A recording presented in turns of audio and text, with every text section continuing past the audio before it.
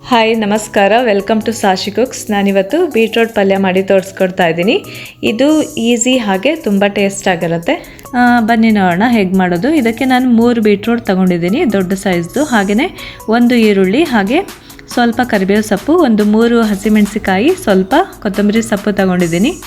ಬನ್ನಿ ನೋಡೋಣ ಹೇಗೆ ಮಾಡೋದು. ಮೊದಲಿಗೆ ಇಲ್ಲಿ 2 ಟೇಬಲ್ ಸ್ಪೂನು ಎಣ್ಣೆ ಹಾಕ್ಕೊಂಡಿದ್ದೀನಿ.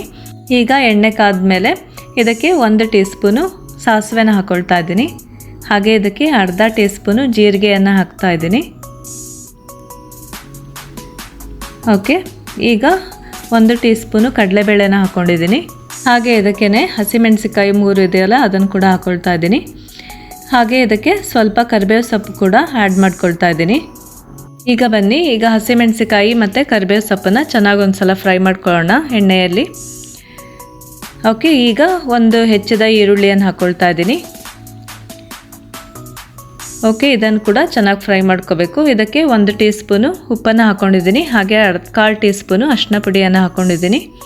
ಹಾಗೆ ಇದಕ್ಕೆ ಬೀಟ್ರೋಟ್ನ ಹಾಕ್ತಾ ಇದ್ದೀನಿ. ಬೀಟ್ರೋಟ್ನ ನೋಡಿ ಈ ಥರ ಸಣ್ಣದಾಗಿ ಕಟ್ ಮಾಡ್ಕೊಂಡಿದ್ದೀನಿ. ನೀವು ಇದನ್ನು ತುರಿದು ಕೂಡ ಹಾಕ್ಕೊಳ್ಬೋದು. ಆಯಿತಾ, ಈ ಥರ ಚೆನ್ನಾಗಿ ಫ್ರೈ ಮಾಡ್ಕೊಳ್ಳೋಣ ಒಂದು ಸಲ ಎಣ್ಣೆಯಲ್ಲಿ. ಈ ಥರ ಎಣ್ಣೆಯಲ್ಲಿ 1-2-3 ಸಲ ಈ ಥರ ಫ್ರೈ ಮಾಡ್ಕೊಳ್ಳೋಣ. ಈಗ ಇದಕ್ಕೆ ಕುದಿಯೋ ನೀರನ್ನು ಆ್ಯಡ್ ಮಾಡ್ಕೊಳ್ತಾ ಇದ್ದೀನಿ.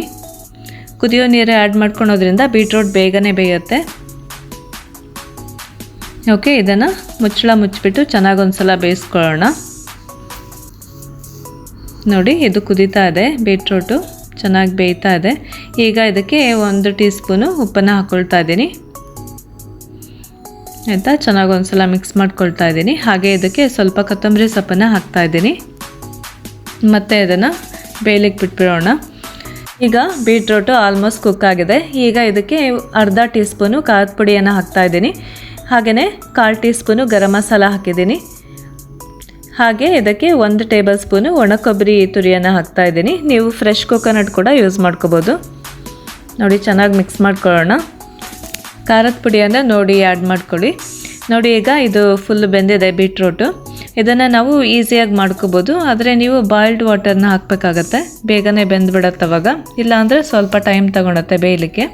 ಇದನ್ನು ರೈಸ್ ಸೈಡ್ ಡಿಶ್ ಆಗಿ ಅಥವಾ ಚಪಾತಿಗೆ, ಹಾಗೆ ಮಕ್ಕಳಿಗೆ ನೀವು ಚಪಾತಿಗೆಲ್ಲ ರೋಲ್ ಮಾಡಿಕೊಡ್ಬೋದು. ಈ ಪಲ್ಯ ಎಲ್ಲ ಹಾಕ್ಬಿಟ್ಟು ತುಂಬಾ ಒಳ್ಳೆಯದಲ್ವಾ ಬೀಟ್ರೋಟ್ ಕೂಡ ಆರೋಗ್ಯಕ್ಕೆ.